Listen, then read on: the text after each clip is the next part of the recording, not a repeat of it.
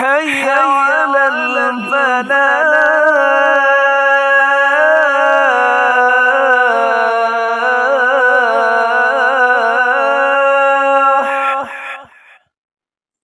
خلافت راشدہ اس دور کو کہتے ہیں جس میں خلافت ان اصولوں میں قائم رہی جو اسلام کے دیے ہوئے تھے۔ خلافت راشدہ رسول اللہ صلی اللہ علیہ وسلم کے وصال کے بعد 30 سال تک قائم رہی۔ 2 سال سیدنا ابو بکر صدیق رضی اللہ تعالی عنہ، 10 سال سیدنا عمر فاروق رضی اللہ تعالی عنہ، 12 سال سیدنا عثمان غنی رضی اللہ تعالی عنہ، 6 سال سیدنا علی رضی اللہ تعالی عنہ اور ان کے بیٹے سیدنا حسن رضی اللہ تعالی عنہ۔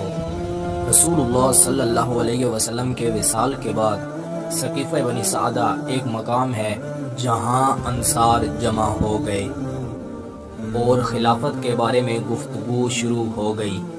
لوگ مشورہ کرنے لگے۔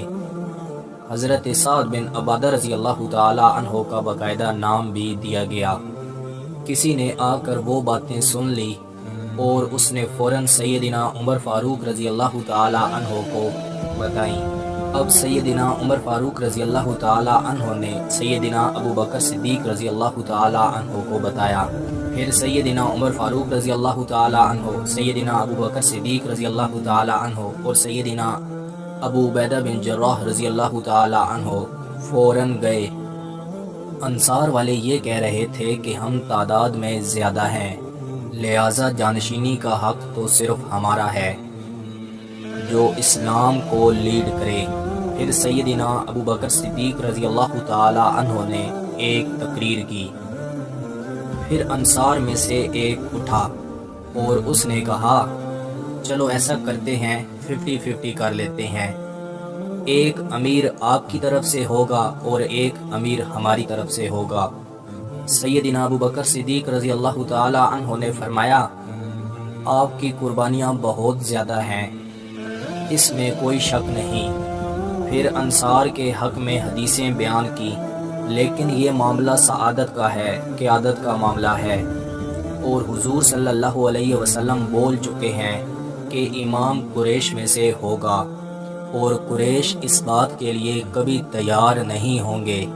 انصار میں سے ایک اٹھا اور اس نے کہا ہماری قربانیاں پھر کس کے لیے تھیں؟ اللہ کے لیے تھیں یا سعادت کے لیے تھیں؟ اگر اللہ کے لیے تھیں تو اللہ اجر دے گا، اور اب جو قریش میں معاملہ ہے ہم اس سے ایگری کرتے ہیں۔ پھر سیدنا ابو بکر صدیق رضی اللہ تعالی عنہ نے سیدنا عمر فاروق اور سیدنا ابو عبیدہ بن جراح رضی اللہ تعالی عنہ کا ہاتھ پکڑا اور کہا ان میں سے کسی کو بھی منتخب کر لو، کس کے ہاتھ پر بیعت ہوگی یہ مسئلہ نہیں ہے، قریش میں سے ہو یہ مسئلہ ہے۔ سیدنا عمر فاروق ڈر گئے اور کہنے لگے سیدنا ابو بکر صدیق رضی اللہ تعالی عنہ کے ہوتے ہوئے میں یہ منصب کیسے اختیار کر لوں؟ لہٰذا سیدنا عمر فاروق نے سیدنا ابو بکر صدیق رضی اللہ تعالی عنہ کے ہاتھ پر فوراً بیعت کر لی۔ پھر سارے لوگ بیعت کرنے لگے، صرف سیدنا سعد بن عبادہ نے بیعت نہیں کی۔ پھر اگلے روز مجمع مسجد نبوی میں سجایا گیا۔ پھر سیدنا عمر فاروق نے ایک تقریر کی جس میں سیدنا ابو بکر صدیق رضی اللہ تعالی عنہ کے فضائل بیان کیے، اور اس کے بعد سیدنا ابو بکر صدیق کو بلایا کہ آئیے ممبر پر، اور سیدنا ابو بکر صدیق نے ایک جامع تقریر کی۔ پھر انہوں نے ایک چھوٹا سا خطبہ دیا جو بہت ہی پیارا خطبہ تھا۔ اس کے بعد لوگوں کو دعوت دی اور سارے لوگوں نے بیعت کر لی۔ سیدنا علی بن ابی طالب رضی اللہ تعالی عنہ اس مجمع میں نہیں تھے اور انہوں نے 6 ماہ تک بیعت نہیں کی اور پہلے خلیفہ راشد کا انتخاب ہو گیا۔ سیدنا ابو بکر صدیق ایسا نہیں کہ ایسے ہی خلیفہ بن گئے، بلکہ 100% اس کے حقدار بھی تھے۔ پھر جب سیدنا فاطمہ رضی اللہ تعالی عنہا کا انتقال ہوا اور حضور صلی اللہ علیہ وسلم کے وصال کے بعد ان کا 6 ماہ بعد انتقال ہوا، پھر سیدنا ابو بکر صدیق رضی اللہ تعالی عنہ کو سیدنا علی بن ابی طالب نے ایک خط لکھا کہ آپ میرے گھر آئیں اور مجھ سے ملاقات کریں، لیکن آپ اکیلے میں میرے پاس آئیں۔ اور جب سیدنا ابو بکر صدیق رضی اللہ تعالی عنہ سیدنا علی بن ابی طالب رضی اللہ تعالی عنہ کے پاس آئے تو سیدنا علی نے دل کی بات کہہ دی۔ تو سیدنا ابو بکر صدیق نے کہا، دیکھو ہم لوگ بھی اپنے سے آپ کو زیادہ بہتر سمجھتے ہیں اور ہم کو آپ سے حسد اور جلن نہیں ہے، اور آپ کے مقام و مرتبے کو کون نہیں جانتا شروع دن سے۔ سیدنا علی نے کہا، ہمارا اتنا تو حق بنتا تھا کہ ہمیں بھی رائے میں شامل کیا جاتا اور ہم سے پوچھا نہیں گیا۔ سیدنا ابو بکر صدیق نے جب یہ سنا تو فوراً رونے لگے اور سیدنا علی سمجھ گئے۔ سیدنا ابو بکر صدیق نے روتے روتے تمام حالات کو بیان کیا کہ معاملہ کچھ ایسا تھا کہ انصار والوں نے خلیفہ بننے کی کوشش شروع کر دی تھی اور اس معاملے کو حل کرنا تھا، اس سے بچنے کے لیے یہ سٹیپ لینا پڑا۔ پھر سیدنا علی بن ابی طالب رضی اللہ تعالی عنہ نے کہا کہ میں مسجد نبوی میں آتا ہوں اور سب کے سامنے بیعت کرتا ہوں، اور اس طرح یہ معاملہ 6 ماہ میں کلیئر ہو گیا۔ اب یہ کہ سیدنا ابو بکر صدیق رضی اللہ تعالی عنہ کون تھے، اور اگر ان کی خوبیوں پر بولا جائے پورا ایک لیکچر ان پر بن جائے گا۔ ایک خوبی جو سیدنا ابو بکر صدیق رضی اللہ تعالی عنہ کے حصے میں آئی وہ باقی کسی صحابی کے حصے میں نہیں آئی کہ ان کے خاندان میں 4 پشتوں میں صحابی ہونے کا درجہ حاصل ہے۔ یہ خوبی کسی کو نصیب نہیں ہوئی۔ سیدنا ابو بکر صدیق رضی اللہ تعالی عنہ نے پہلا خطبہ دیا اور کہا کہ میں تم میں سے سب سے بہتر انسان نہیں ہوں، اور جھوٹ جو ہے وہ خیانت ہے اور سچائی امانت ہے۔ اگر میں سیدھے راستے پر چلوں تو میرا ساتھ دیں، اور اگر میں غلط راستے پر مڑ جاؤں تو مجھے سیدھا کر دو۔ اور پھر انہوں نے کہا، جو حق پہ ہوگا میں اس کے ساتھ ہوں گا، اور جو قوم جہاد کو چھوڑ دیتی ہے وہ ذلیل و خوار ہو جاتی ہے، اور جس قوم میں فحاشی پھیل جاتی ہے تو اس پر مصیبت آ کر رہتی ہے۔ پھر آپ نے کہا، اگر میں سیدھے راستے پر چلا تو تم لوگ لازماً میرا ساتھ دینا، اور تم پر لازم ہے میری اطاعت کرنا، اور اگر تم کو غلط حکم دوں تو میری اطاعت تم پر لازم نہیں۔ پہلے خطبے میں سیدنا ابو بکر صدیق نے بہت سی چیزوں کو واضح کر دیا۔ پوری دنیا یہ کہتی ہے کہ طاقت حق ہے، لیکن اسلام یہ کہتا ہے نہیں، حق طاقت ہے۔ اور یہی بات سیدنا ابو بکر صدیق رضی اللہ تعالی عنہ نے اپنے پہلے خطبے میں کہہ دی۔ مسند خلافت حضرت ابو بکر صدیق رضی اللہ تعالیٰ عنہ کے لیے پھولوں کی سیج کی بجائے کانٹوں کا بستر ثابت ہوئی، کیونکہ آپ کی خلافت کا آغاز بڑے اہم واقعات سے ہوا، لیکن آپ نے اپنے تدبر اور مذہبی بصیرت سے ان سب پر قابو پا لیا۔ حضرت ابو بکر صدیق کو جن مشکلات کا سامنا کرنا پڑا ان کا جائزہ لیتے ہیں۔ ہمارے پیارے پیغمبر حضرت محمد مصطفیٰ صلی اللہ علیہ وآلہ وسلم کے انتقال کی خبر سن کر عرب بھر کے قبائل میں بغاوت اور سرکشی کی آگ بھڑک اٹھی، اور اکثر قبائل اسلام سے منحرف ہو گئے۔ بعض نے زکوٰۃ دینے سے انکار کر دیا اور بعض نے نماز سے۔ ملک کے مختلف حصوں میں متعدد مدعون نبوت اٹھ کھڑے ہوئے اور انہوں نے اسلام کے خلاف پراپوگنڈے شروع کر دیے، لوگوں کو اسلام سے بیزار کرنا شروع کر دیا۔ موتا کی مہم درپیش تھی، جس کو نبی علیہ الصلوۃ والسلام نے اپنی زندگی کے آخری ایام میں رومیوں سے حضرت زید بن حارثہ کے خون کے انتقام لینے کے لیے ان کے لڑکے اسامہ بن زید کی ماتحتی میں شام بھیجنے کے لیے حکم دیا۔ ابھی یہ مہم روانہ نہ ہوئی تھی کہ نبی علیہ الصلوۃ والسلام کا انتقال ہو گیا۔ حضرت ابوبکر صدیق رضی اللہ تعالیٰ عنہ کے لیے یہ بہت آزمائش کا وقت تھا۔ یہ ایسی مشکلات تھیں کہ خلیفہ رسول کے لیے صرف ایک اقدامات سے اسلام کا شہرازہ بکھر سکتا تھا، مگر ابوبکر صدیق رضی اللہ تعالیٰ عنہ نے تدبر حکمت کا مظاہرہ کر کے ملت اسلامیہ کو تباہی سے بچا لیا۔ چنانچہ آپ نے بہت جلد ان سب مشکلات پر قابو پا لیا۔ ہمارے پیارے پیغمبر حضرت محمد صلی اللہ علیہ وسلم نے اپنے وصال سے چند روز قبل جنگ موتا کے شہیدوں کا انتقام لینے کے لیے ایک لشکر کی تیاری کا حکم دیا تھا، اور حضرت زید بن حارثہ کے نوجوان بیٹے حضرت اسامہ کو اس کا سپہ سالار مقرر کر دیا۔ ان کی عمر صرف 17 برس تھی۔ ابھی لشکر جرف کے میدان میں، جو مدینہ سے 3 میل دور شمال مغرب میں واقع تھا، خیمہ زن تھا کہ نبی علیہ الصلوۃ والسلام وفات پا گئے۔ حضرت ابوبکر صدیق رضی اللہ تعالیٰ عنہ خلیفہ بنے اور اس لشکر کی روانگی کا حکم دیا، اور سب لشکروں کو جرف میں اکٹھے ہونے کو کہا۔ اس وقت صورتحال یہ تھی کہ مسلمان ہر طرف سے دشمنوں سے گھرے ہوئے تھے، اور دارالخلافہ میں ایک ایک سپاہی کی اشد ضرورت تھی۔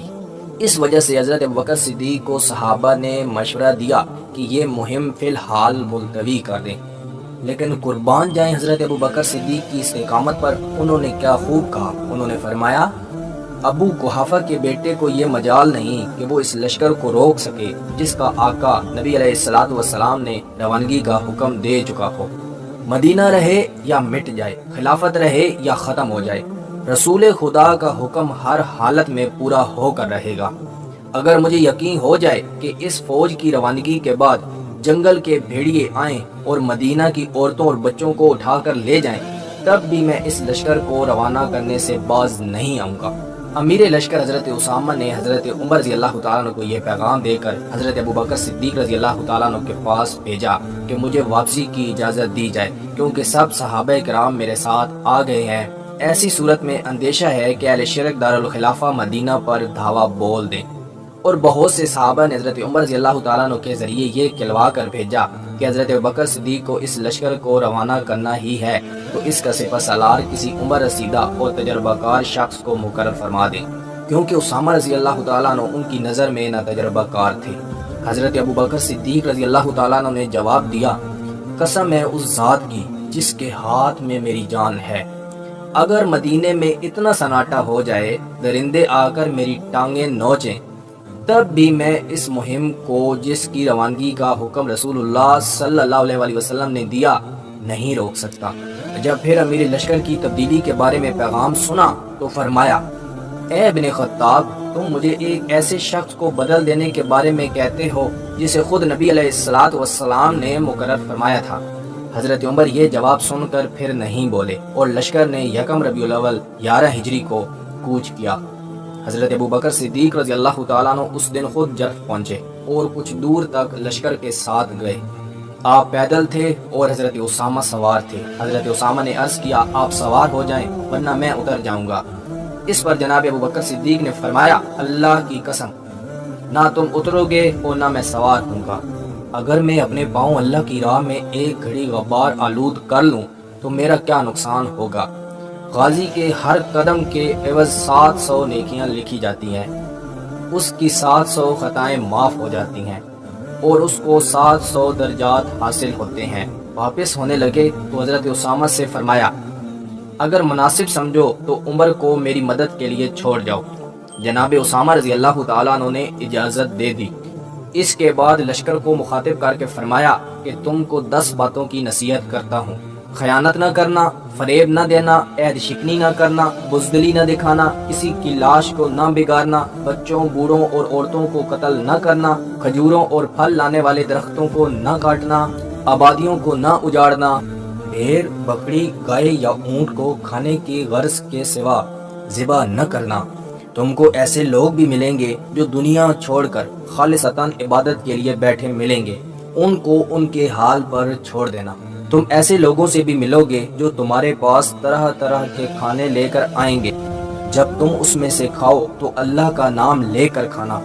تم کو ایک جماعت ایسی بھی ملے گی جن کے سروں پر شیطان نے گھونسلہ بنا رکھا ہے، ان کو تلواروں سے کاٹ دینا۔ اب خدا کا نام لے کے روانہ ہو جاؤ، وہ تمہیں دشمنوں کے نیزوں اور طاعون سے بچائے۔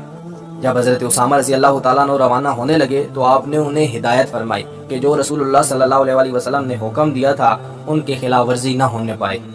40 روز بعد یہ کامیاب لشکر واپس مدینہ پہنچا۔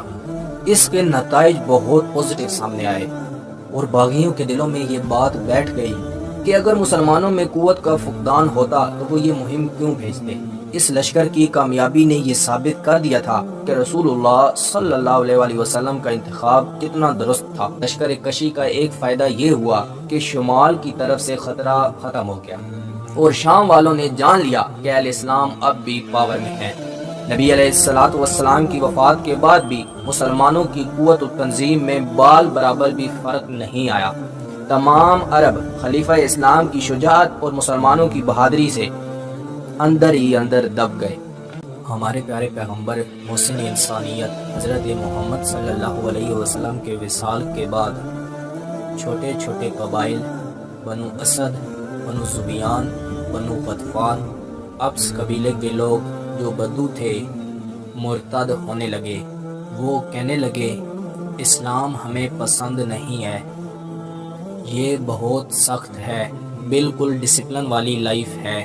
کچھ لوگ ایسے بھی تھے جو کہنے لگے کہ دیکھو محمد صلی اللہ علیہ وسلم نے نبوت کا دعویٰ کیا تو ہر آدمی ان کی رسپیکٹ کرتا تھا، اور انہوں نے جھوٹے نبوت کے دعوے شروع کر دیے۔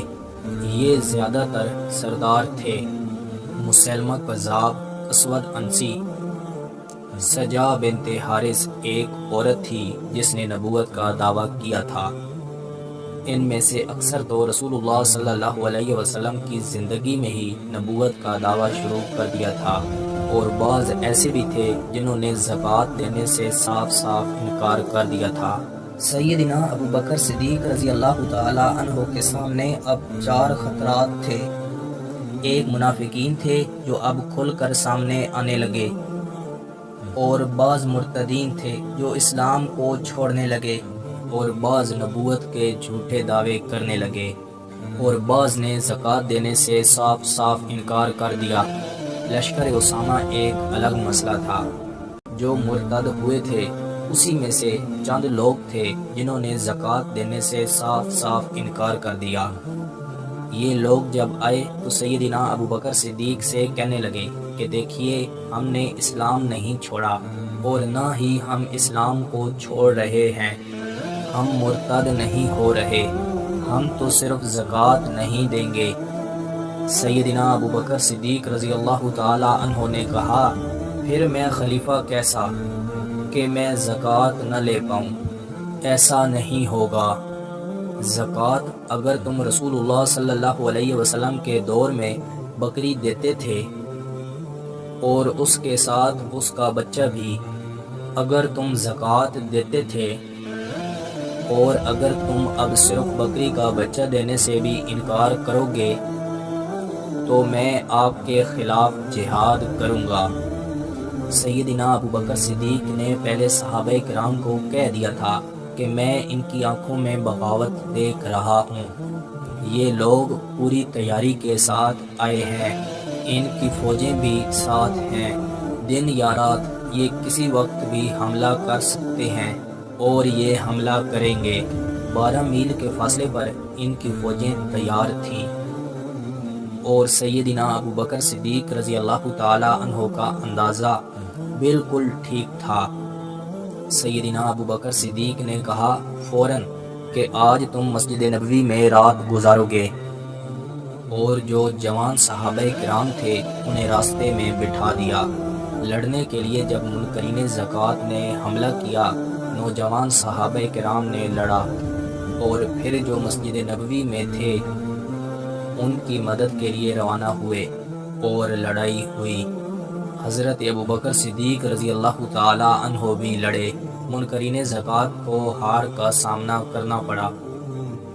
بہت سے لوگ پھر آئے اور کہنے لگے کہ ہم زکوٰۃ دیں گے، اور منکرین زکوٰۃ کا چیپٹر کلوز ہو گیا۔ اور جو لوگ بچ گئے تھے، وہ جو لوگ نبوت کا دعویٰ کرنے والے تھے، ان کے ساتھ مل گئے۔ اسود انسی اور مسلمہ کذاب نے نبی صلی اللہ علیہ وسلم کی زندگی میں ہی نبوت کا اعلان کیا تھا۔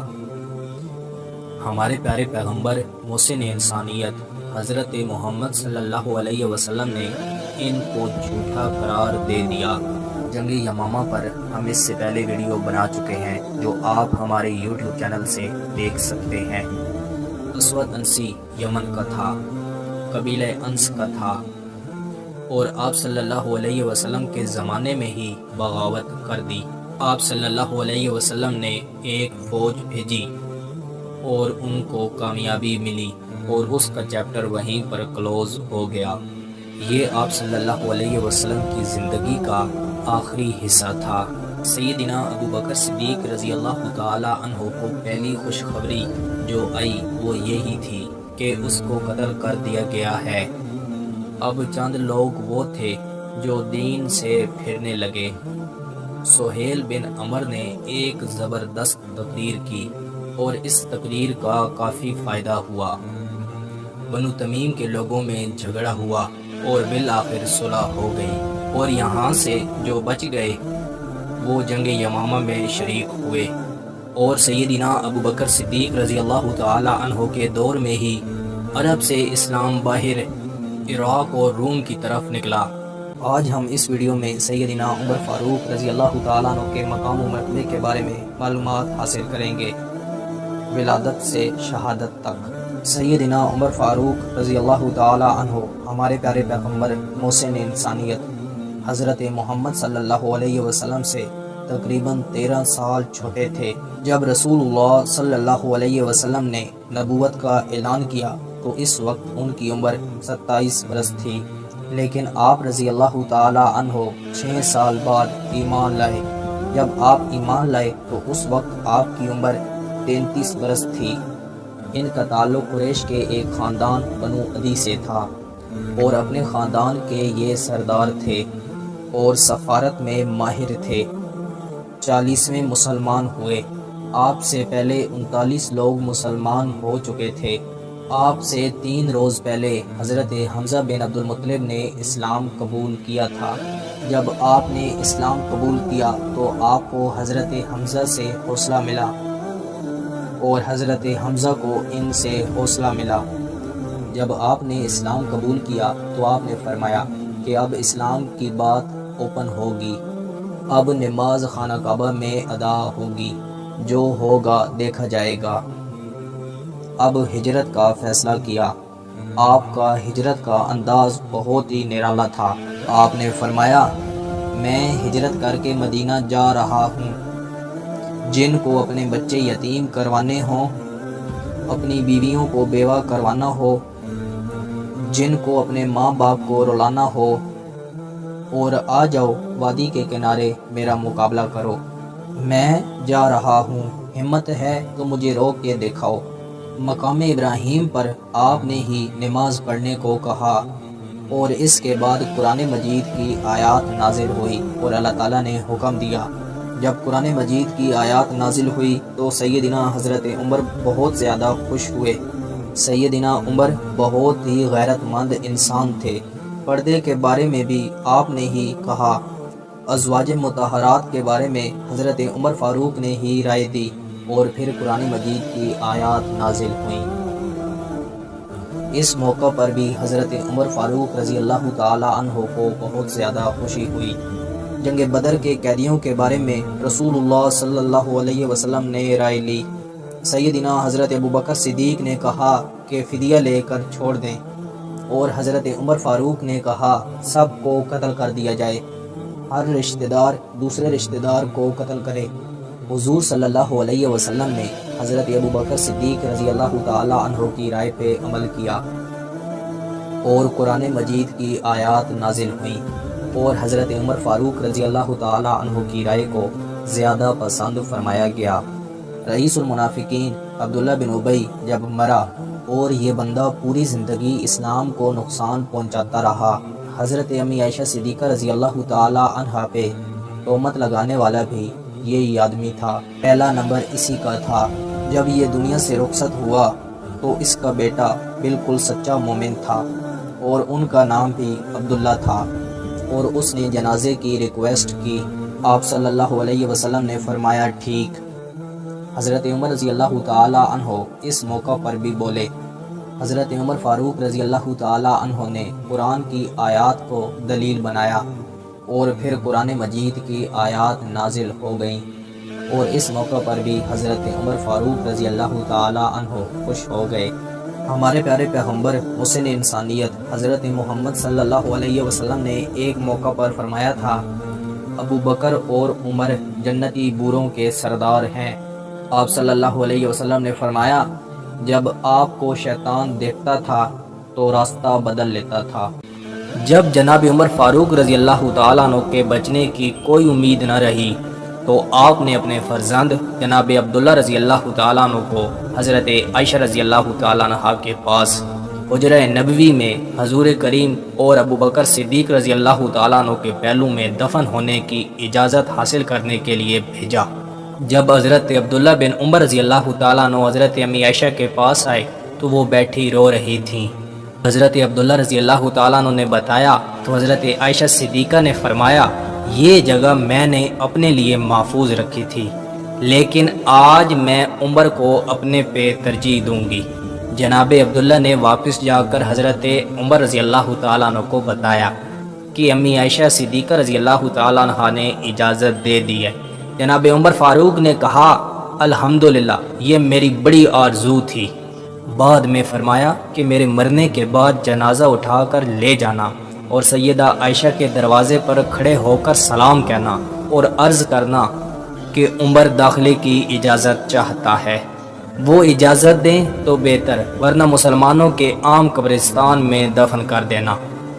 اس کے بعد جناب عمر رضی اللہ تعالیٰ عنہ ذاتی معاملات کی طرف متوجہ ہوئے اور اپنے صاحبزادے جناب عبداللہ کو وصیت کی کہ میرے مرنے کے بعد قرض ادا کر دینا، اگر میرے مال سے ادا نہ ہو سکے تو خاندان عدی سے درخواست کرنا، اور اگر ان سے بھی ادا نہ ہو سکے تو کل قریش سے درخواست کرنا، اور ہاں، قریش کے علاوہ کسی کو تکلیف نہ دینا۔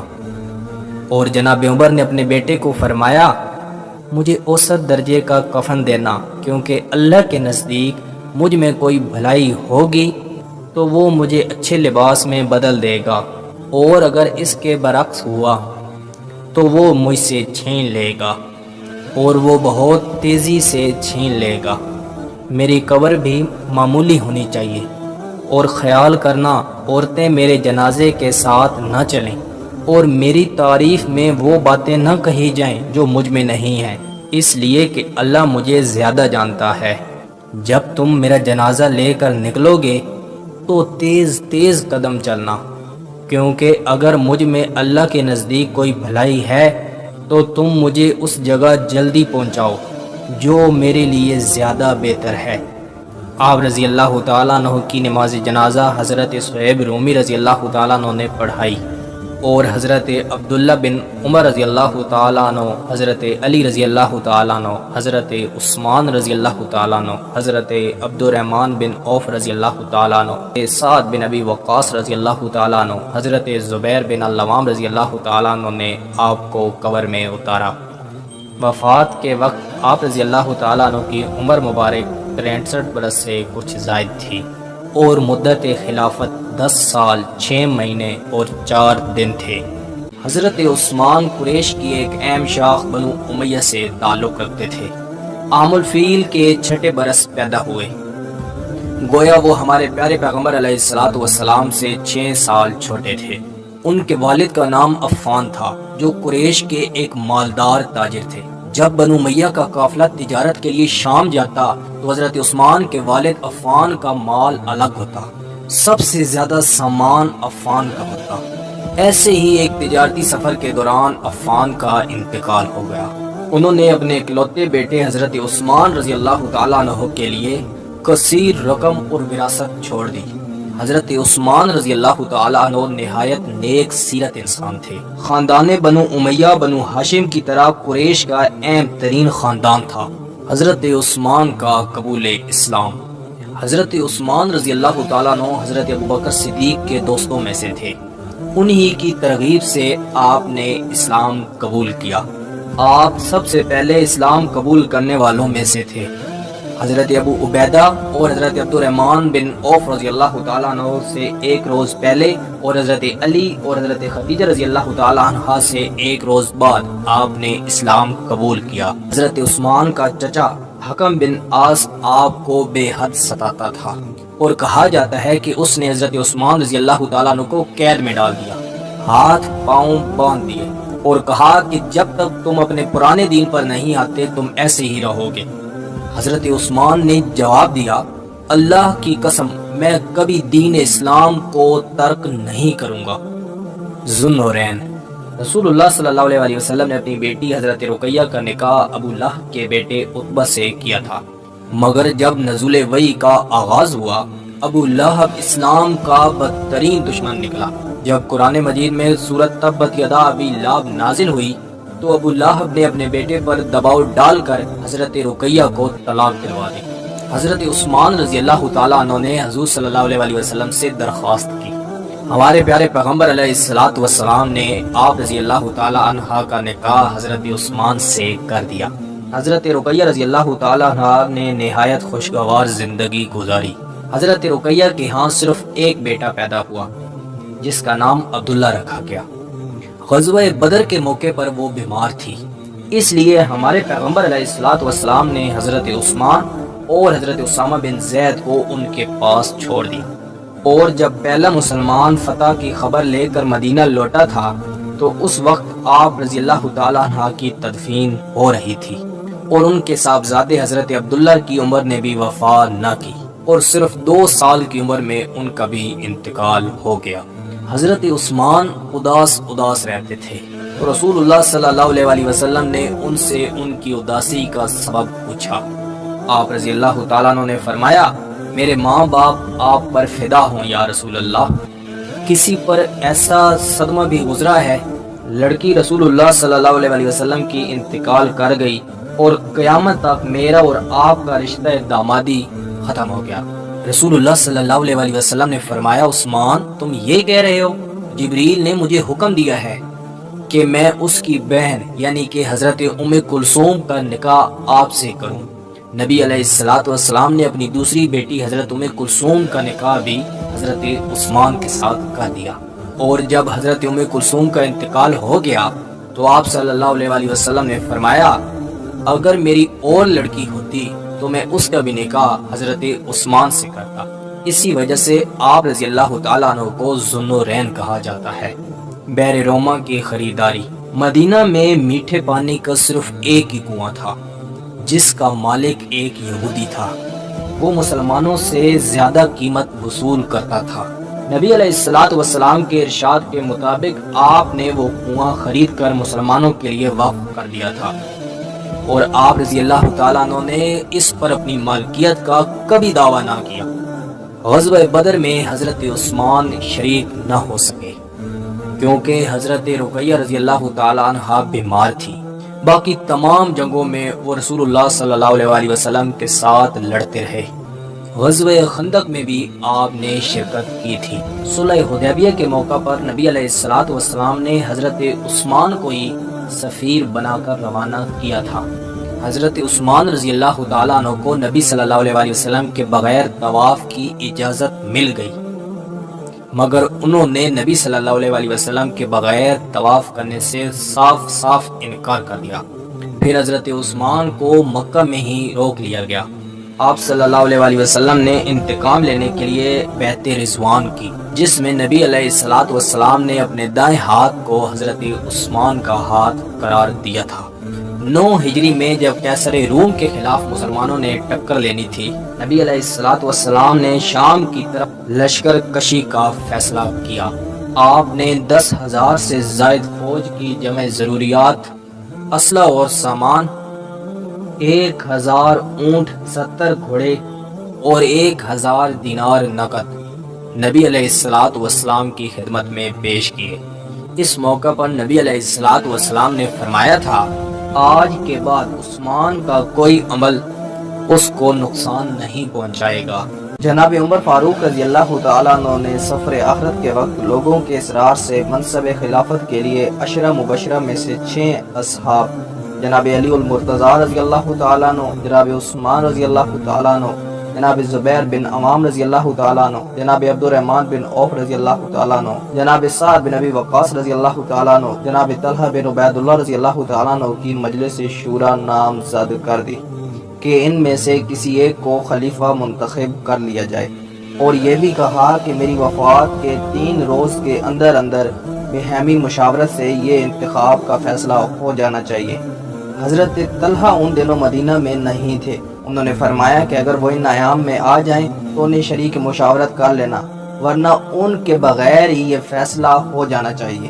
کثرت آراء پر عمل کرنا، اور اگر کثرت آراء برابر ہو جائیں تو عبداللہ بن عمر کو ثالث بنا کر ان سے فیصلہ کرانا، لیکن ان کا خلافت میں کوئی حق نہیں۔ اگر عبداللہ بن عمر کا فیصلہ قبول نہ ہو تو اس فریق کی رائے ماننا جس میں عبد الرحمن بن عوف رضی اللہ تعالیٰ عنہ ہوں گے۔ حضرت عمر کی وفات کے بعد انتخاب کا مسئلہ پیش ہوا۔ 2 دن تک اس پر بحث ہوتی رہی، لیکن کچھ فیصلہ نہ ہو سکا۔ آخر تیسرے دن عبد الرحمن بن عوف نے رائے دی کہ وصیت میں 6 آدمیوں میں دائرہ ہے، لیکن ان کو 3 شخصوں میں محدود کر دینا چاہیے، اور جو اپنے خیال میں جس کو مستحق سمجھتا ہے اس کے حق میں فیصلہ کرے۔ اس پر جناب زبیر رضی اللہ تعالیٰ عنہ نے جناب علی رضی اللہ تعالیٰ عنہ کے حق میں فیصلہ کیا، اور حضرت سعد بن ابی وقاص نے عبد الرحمن بن عوف رضی اللہ تعالیٰ عنہ کے حق میں فیصلہ کیا، اور حضرت طلحہ رضی اللہ تعالیٰ عنہ نے حضرت عثمان کے حق میں فیصلہ کیا۔ ان تینوں میں سے عبد الرحمن بن عوف رضی اللہ تعالیٰ عنہ نے فرمایا کہ میں بھی اپنا حق چھوڑتا ہوں، اس لیے اب یہ معاملہ حضرت عثمان اور حضرت علی رضی اللہ تعالیٰ عنہ پر ہے۔ ان دونوں میں سے جو اللہ، اس کے رسول اور سنت شیخین کی پابندی کا عہد کرے گا اس کے ہاتھ پر بیعت کی جائے گی۔ حضرت عبد الرحمن بن عوف نے جناب علی اور جناب عثمان سے کہا کہ آپ دونوں اپنا فیصلہ میرے ہاتھ میں دے دیں۔ اب انتخاب کا فیصلہ عبد الرحمن بن عوف رضی اللہ تعالیٰ عنہ نے کرنا تھا۔ جناب عبد الرحمن بن عوف رضی اللہ تعالیٰ عنہ نے سب سے پہلے ارکان مجلس سے اپنی اپنی رائے لی۔ جناب علی رضی اللہ تعالیٰ عنہ اور جناب عثمان رضی اللہ تعالیٰ عنہ سے بھی علیحدہ علیحدہ بات چیت کی۔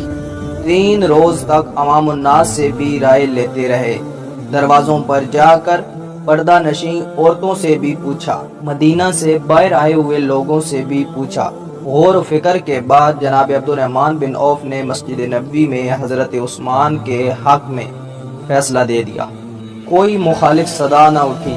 جناب علی المرتضیٰ رضی اللہ تعالیٰ عنہ نے بھی بیعت کے لیے ہاتھ آگے بڑھایا۔ اس طرح جناب عثمان رضی اللہ تعالیٰ عنہ منصب خلافت پر فائز ہوئے۔ ہمارے پیارے پیغمبر محسن انسانیت حضرت محمد صلی اللہ علیہ وسلم نے دعوت کا آغاز مکہ سے کیا، پھر آپ صلی اللہ علیہ وسلم نے ہجرت مدینہ کی، اور اس کے بعد پوری جزیرہ نما عرب میں آپ صلی اللہ علیہ وسلم نے دین کو غالب کیا، اور آپ صلی اللہ علیہ وسلم کے بعد حضرت ابوبکر صدیق رضی اللہ تعالی عنہ خلیفہ بنے۔ بغاوتیں شروع ہوئی، 1 سال ان کو ختم کرنے میں لگ گیا۔ اس کے علاوہ 2 سپر پاور تھی، رائٹ سائڈ پہ پرشین امپائر تھی اور لیفٹ سائڈ پہ رومن امپائر تھی۔ ان دونوں کے ساتھ جہاد شروع ہوا، لیکن حضرت ابوبکر صدیق رضی اللہ تعالی عنہ کو کم موقع ملا، جس کی وجہ سے پرشین اور رومن امپائر فتح نہ ہوئی، اور حضرت ابوبکر صدیق رضی اللہ تعالی عنہ کے بعد حضرت عمر فاروق رضی اللہ تعالی عنہ خلیفہ بنے، اور آپ رضی اللہ تعالی عنہ 10 سال تک خلیفہ رہے۔ اللہ تعالیٰ نے آپ کو کامیابی عطا کی، اور آپ کے دور میں پرشین اور رومن دونوں امپائر ختم ہوئی۔ پرشین تو ساری ختم ہوئی، رومن کے 2 حصے ختم ہوئے، صرف یورپ فتح نہ ہو سکا اور اس کی حکومت باقی رہ گئی۔ اس کے بعد حضرت عمر فاروق رضی اللہ تعالی عنہ کی شہادت ہوئی، اور حضرت عثمان غنی رضی اللہ تعالی عنہ خلیفہ بنے۔ حضرت عثمان غنی رضی اللہ تعالی عنہ کی مدت خلافت 12 سال تک رہی۔ پہلے 6 سال تک حکومت کافی بہتر چلی اور بعد کے 6 سال میں خانہ جنگی شروع ہوئی اور مسلمان آپس میں ہی لڑ پڑے اور فتوحات کا سلسلہ رک گیا اور بعد میں خلافت ہی ختم ہوئی اور ملوکیت کا دور شروع ہوا۔ شام میں حضرت امیر معاویہ رضی اللہ تعالی عنہ گورنر تھے۔ مصر میں حضرت عمر بن عاص رضی اللہ تعالی عنہ گورنر تھے اور حضرت عمر بن عاص رضی اللہ تعالی عنہ کو معزول کر کے عبداللہ بن سعد رضی اللہ تعالی عنہ کو بنایا گیا۔ کوفہ میں ولید بن عقبہ کو امیر بنا دیا گیا اور مدینہ میں مروان بن حکم تھا جو سیکٹری کے فرائض سر انجام دے رہا تھا۔ مصر اور شام میں فتوحات کا سلسلہ جاری رہا۔ کوفہ میں بھی کئی شہروں کو فتح کیا گیا اور بڑی جنگ بھی ہوئی۔ حضرت عثمان غنی رضی اللہ تعالی عنہ کے دور میں بغاوتیں بھی ہوئی۔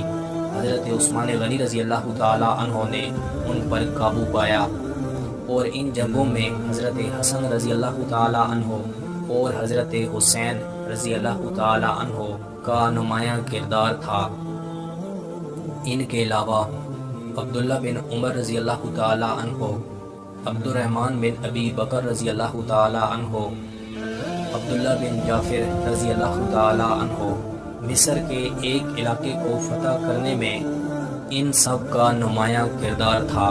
شام میں حضرت امیر معاویہ رضی اللہ تعالی عنہ کا نمایاں کردار تھا اور بہت سے علاقوں کو فتح کیا گیا۔ حاجیوں کی واپسی کا زمانہ قریب آتا جا رہا تھا اور بعض صوبوں سے فوجوں کے آنے کی خبر بھی تھی، اس لیے باغیوں نے جلد از جلد خلیفہ رسول حضرت عثمان غنی رضی اللہ تعالیٰ عنہ کی شمع حیات بجھا دینے کا فیصلہ کیا۔ ادھر حضرت محمد صلی اللہ علیہ وسلم کی پیش گوئی کے مطابق حضرت عثمان غنی کو اپنی شہادت کا پورا یقین تھا اور صبر و استقامت کے ساتھ ہر وقت اس کے منتظر تھے۔ جس دن شہادت ہونے والی تھی 18 ذی الحجہ جمعہ کا روز تھا اور حضرت عثمان روزے کی حالت میں تھے۔ اس دن آپ نے خواب میں دیکھا کہ محسن انسانیت حضرت محمد اور ابوبکر عمر تشریف فرما ہیں اور ان سے کہہ رہے ہیں عثمان جلدی کرو، آپ آج ہمارے ساتھ افطار کریں گے۔ حضرت عثمان غنی سمجھ گئے کہ آج سفر آخرت کا دن ہے، لہٰذا آپ نے ایک پاجامہ جسے آپ نے کبھی نہ پہنا تھا زیب تن کیا تاکہ شہادت کے وقت سطر نہ کھلے، اور اسی روز آپ نے 20 غلام آزاد کیے اور اللہ تعالیٰ کی کتاب قرآن مقدس کھول کر اس کی تلاوت میں مصروف رہے۔ باغیوں کے گروہ نے قصر خلافت پر حملہ کر دیا۔ بہت سے صحابہ کرام جن میں حضرت امام حسین، حضرت عبداللہ بن زبیر، محمد بن مسلمہ قصر خلافت کے دروازے پر موجود تھے، انہوں نے آگے سے بھرپور مزاحمت کی اور زخمی ہوئے۔ جب باغیوں کو اندر داخل ہونے کی کوئی صورت نظر نہ آئی تو انہوں نے آگ لگا دی اور کچھ لوگ مکانوں کی چھتوں پر چڑھ کر اندر داخل ہوئے۔ جناب عثمان اس وقت تلاوت قرآن پاک میں مصروف تھے۔ سب سے پہلے محمد بن ابی بکر نے آپ رضی اللہ تعالیٰ عنہ کو داڑھی سے پکڑا اور گستاخانہ جملے کہے۔ حضرت عثمان نے اسے ڈانٹا اور کہا، اے بھتیجے، اگر آج ابو بکر صدیق زندہ ہوتے تو وہ تمہاری یہ حرکت پسند نہ کرتے۔ یہ سن کر محمد بن ابی بکر واپس لوٹ گئے، لیکن ایک دوسرے شخص کنانہ بن بشر نے آگے بڑھ کر پیشانی مبارک پر لوہے کی لات ماری کہ حضرت عثمان رضی اللہ تعالیٰ عنہ پہلو کے بل گر پڑے۔ فوراً جناب عثمان نے فرمایا، بسم اللہ توکلت علی اللہ۔ خون کا فوارہ کلام اللہ کے اوراق پر جاری ہو گیا۔ اس کے بعد عمر بن الحق نے سینے پر چڑھ کر مسلسل کئی وار کیے۔ آپ کی وفادار بیوی حضرت نائلہ نے وار کو اپنے ہاتھ پر روکنے کی کوشش کی اور جس سے آپ کی 3 انگلیاں کٹ گئی۔ اس وار نے حضرت عثمان غنی رضی اللہ تعالیٰ عنہ کی شمع حیات بجھا دی۔ شہادت کے وقت آپ یہ تلاوت فرما رہے تھے، فَسَيَكْفِيكَهُمُ اللَّهُ وَهُوَ السَّمِيعُ الْعَلِيمُ۔ یہ حادثہ جمعہ کے دن 18 ذی الحجہ 35 ہجری کو وقوع پذیر ہوا۔ شہادت کے وقت حضرت عثمان کی عمر 82 سال اور مدت خلافت 12 دن کم 12 سال تھی۔ مدینہ پر باغیوں کا قبضہ تھا۔ بدامنی کی وجہ سے کسی کو گھر سے نکلنے کی ہمت نہ تھی۔ یہی وجہ تھی کہ جناب عثمان رضی اللہ تعالیٰ عنہ کی لاش مبارک 2 دن تک پڑی رہی۔ آخر ہفتے کی شام کو چند صحابہ نے ہمت کر کے تدفین کا اہتمام کیا۔ 4 آدمیوں نے آپ کا جنازہ اٹھایا اور کل 17 آدمیوں نے ملت اسلامیہ کے فرزند کی نماز جنازہ پڑھی۔ مسند ابن حنبل کے مطابق حضرت زبیر بن عوام اور ابن سعد کے مطابق حضرت جبیر نے آپ کی نماز جنازہ پڑھائی اور باغیوں کے خوف سے قبر کا نشان چھپا دیا۔ حضرت عثمان غنی کی شہادت بھی حضرت عمر فاروق رضی اللہ تعالیٰ عنہ کی شہادت کی طرح تاریخ اسلام کا ایک دردناک واقعہ ہے۔ یہی وجہ ہے کہ جب حضرت علی رضی اللہ تعالیٰ عنہ کو حضرت عثمان کی شہادت کی اطلاعات ہوئی تو آپ نے دونوں ہاتھ اٹھا کر فرمایا، خدایا میں عثمان غنی کے خون سے بڑی ہوں۔ حضرت سعید بن زید نے فرمایا، لوگوں اگر تمہاری اس بد عملی کی سزا میں کوئی عود تم پر ٹوٹ پڑے تو بجا ہے۔ حضرت حذیفہ رضی اللہ تعالیٰ عنہ نے فرمایا، شہادت عثمان سے وہ رکھنا پیدا ہو گیا ہے جسے بہار بھی بند نہیں کر سکتا۔ اور اسی دن مسلمان 2 سیاسی گروپوں میں بٹ گئے، اتحاد اسلامی پارا پارا ہو گیا اور مسلمانوں میں خانہ جنگی کا آغاز ہوا۔ حضرت عثمان غنی کا خون سے رنگین کرتا اور حضرت نائلہ کی کٹی ہوئی انگلیاں شام میں حضرت امیر معاویہ رضی اللہ تعالیٰ عنہ کے پاس پہنچ گئی۔ جب وہ کرتا مجمع عام میں کھولا گیا اور انگلیاں لٹکائی گئی تو ایک ماتم برپا ہو گیا اور انتقام کی آوازیں آنے لگی اور امیر معاویہ کی قیادت میں ایک جماعت قصاص عثمان کی دعوت لے کر اٹھ کھڑی ہوئی۔ اس جماعت نے حضرت علی کی خلافت کو تسلیم کرنے سے انکار کر دیا۔ شہادت عثمان سے جو مسائل پیدا ہوئے وہ بڑی حد تک حضرت علی کی مشکلات کا باعث بنے۔ دوسری طرف بنو امیہ کو قصاص عثمان غنی کا ایک ایسا سیاسی نعرہ مل گیا جس کو انہوں نے اقتدار کے لیے استعمال کیا اور وہ اس میں کامیاب بھی ہو گئے، مگر اس سے بنو ہاشم اور بنو امیہ پھر سے ایک دوسرے کے اگینسٹ ہو گئے جسے اسلام نے دبا دیا تھا۔ حضرت عثمان غنی کی عہد خلافت تک مسلمان ایک عظیم قوم کی طرح متحد رہے، وہ فتوحات حاصل کرتے چلے جا رہے تھے، لیکن اس واقعہ کے بعد مسلمانوں کی تلواریں غیروں کی بجائے اپنوں کا خون کاٹنے لگی۔ سیدنا علی رضی اللہ تعالی عنہ ہمارے پیارے پیغمبر محسن انسانیت حضرت محمد صلی اللہ علیہ وسلم کے سگے چچا زاد بھائی تھے۔ جب ہمارے پیارے پیغمبر حضرت محمد صلی اللہ علیہ وسلم نے 40 سال کی عمر میں نبوت کا اعلان کیا تو اس وقت سیدنا علی رضی اللہ تعالی عنہ 8 یا 10 سال کے تھے اور اسی وقت آپ نے اسلام قبول کیا۔ سیدنا علی رضی اللہ تعالی عنہ حضور صلی اللہ علیہ وسلم کے ساتھ بچپن سے ہی اٹیچ تھے۔ حضور صلی اللہ علیہ وسلم کو حضرت ابو طالب نے پالا تھا، اسی وجہ سے سیدنا علی رضی اللہ تعالی عنہ حضور صلی اللہ علیہ وسلم کے پاس آ گئے اور سیدنا علی رضی اللہ تعالی عنہ کی پرورش حضور صلی اللہ علیہ وسلم نے کی۔ ہمارے پیارے پیغمبر محسن انسانیت حضرت محمد صلی اللہ علیہ وسلم نے جب خاندان کے لوگوں کو دعوت دی اور ان سے فرمایا کہ میرا ساتھ کون دے گا، سب سے پہلے سیدنا علی بن ابی طالب رضی اللہ تعالی عنہ بولے کہ میں آپ کا ساتھ دوں گا۔ لوگ مذاق بنانے لگے۔ ہجرت کی رات اگر دیکھیں تو حضور صلی اللہ علیہ وسلم کے پاس امانتیں تھیں، حضور صلی اللہ علیہ وسلم نے سیدنا علی رضی اللہ تعالی عنہ کے حوالے کی اور ان سے فرمایا کہ ان کو واپس کر کے آ جانا، اور اس رات سیدنا علی رضی اللہ تعالی عنہ حضور صلی اللہ علیہ وسلم کے بستر پر سوئے۔ یہیں سے دیکھیں کہ قربانی دینے کا جذبہ کتنا تھا، اور پھر امانتیں واپس کر کے ہجرت کی۔ مسجد قباء میں ان کی ملاقات حضور صلی اللہ علیہ وسلم سے ہوئی۔ اس سے پہلے ہم ہجرت مدینہ پر ویڈیو بنا چکے ہیں جو آپ ہمارے یوٹیوب چینل سے دیکھ سکتے ہیں۔ مدینہ میں حضور صلی اللہ علیہ وسلم نے برادرہڈ کا رشتہ قائم کیا۔ حضور صلی اللہ علیہ وسلم نے ان سے فرمایا کہ آپ میرے بھائی ہیں، اور یہاں حضور صلی اللہ علیہ وسلم نے ان کے رتبے کو بہت بلند کیا۔ سیدنا فاطمہ رضی اللہ تعالی عنہا بڑی ہوئیں۔ سب لوگ نسبت کی وجہ سے چاہ رہے تھے، لیکن حضور صلی اللہ علیہ وسلم خاموش رہے۔ پھر سیدنا علی رضی اللہ تعالی عنہ نے خواہش کا اظہار کیا، آپ صلی اللہ علیہ وسلم نے قبول فرمایا۔ اسی طرح سیدنا فاطمہ رضی اللہ تعالی عنہ کا نکاح سیدنا علی رضی اللہ تعالی عنہ سے ہوا۔ کفر اور اسلام کی پہلی جنگ غزوہ بدر تھی۔ مشرکین مکہ کا 1000 کا لشکر آیا تھا اور یہاں مسلمانوں کی تعداد 313 تھی۔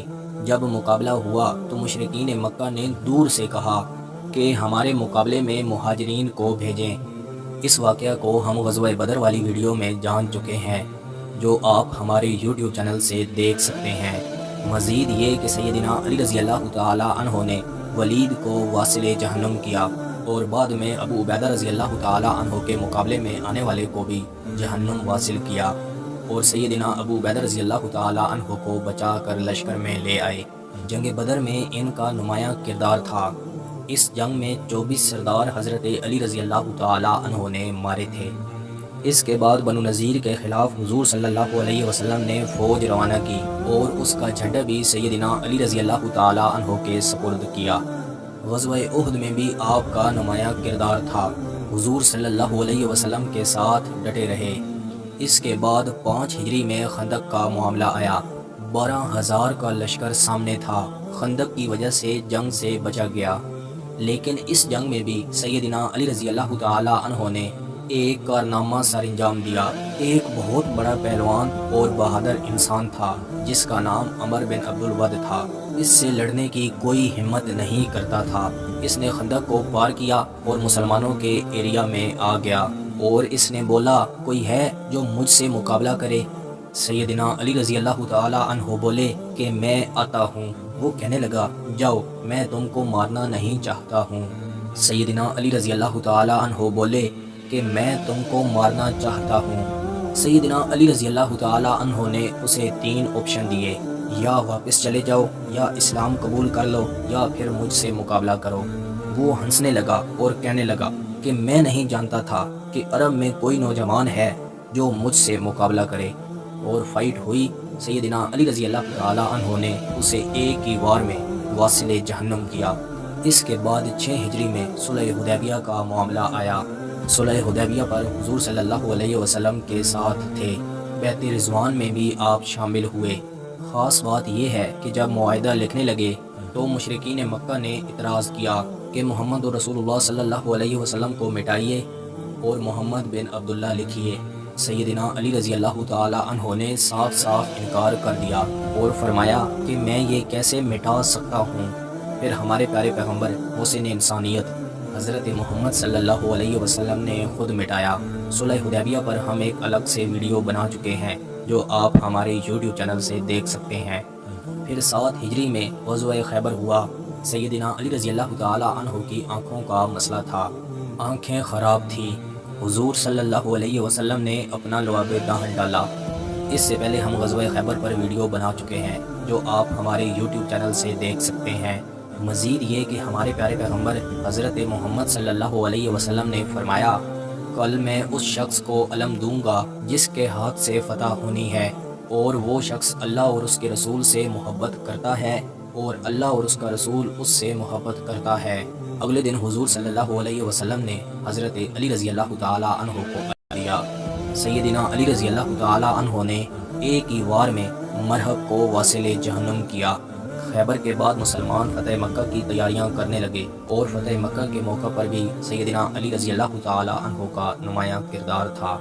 جنگ تبوک ہوئی اور یہاں رومن سے مقابلہ تھا، اور اس جنگ میں ہر ایک کو جانا تھا۔ جب جانے لگے تو حضور صلی اللہ علیہ وسلم نے سیدنا علی رضی اللہ تعالیٰ عنہ کو روک لیا۔ سیدنا علی رضی اللہ تعالیٰ عنہ حضور صلی اللہ علیہ وسلم کے پاس آئے اور کہنے لگے، آپ نے مجھے عورتوں اور بچوں میں چھوڑ دیا ہے۔ آپ صلی اللہ علیہ وسلم نے اسی موقع پر فرمایا، تم یہ پسند کرتے ہو کہ تمہارا میرے نزدیک وہ مقام ہے جو ہارون کا موسیٰ کے پاس تھا، لیکن میرے بعد کوئی نبی نہیں ہوگا۔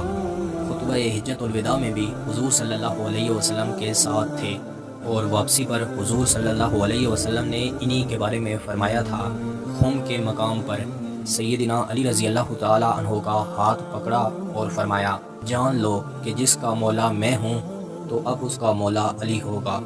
حضور صلی اللہ علیہ وسلم کے وصال کے بعد حضرت ابوبکر صدیق، حضرت عمر اور حضرت عثمان غنی رضی اللہ تعالیٰ عنہ کے دور میں بھی آپ کا نمایاں کردار تھا۔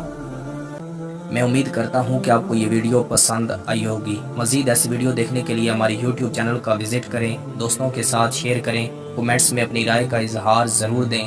ملتے ہیں انشاءاللہ اگلی ویڈیو میں۔ اللہ حافظ۔